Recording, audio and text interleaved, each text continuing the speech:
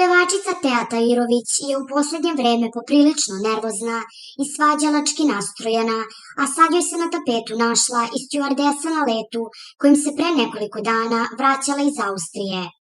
Naime, kako saznajemo od izvora koji je bio na licu mesta, pevačica je napravila dramu u avionu jer ju je stjuardesa opomenula da stavi pojas pred poletanje.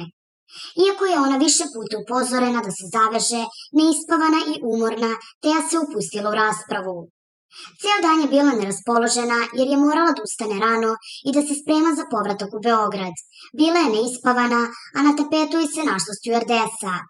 Kad joj je prišla pred samo poletanje, Teja joj je odbrusila da ju je čula i da je više ne smara, pa se glasno, negodujući zavezala i odmah zaspala. Ta nervoza se nastavila i nakon što je sletela pa se okomila na fotoreportere koji su u velikom broju čekali pevače pri povratku sa tezgi iz inostranstva. Završava naš izvor. Da je Tahirovićka zaista bila neraspoložena i spremna da se upusti u raspravu, videlo se po sletanju na aerodrom.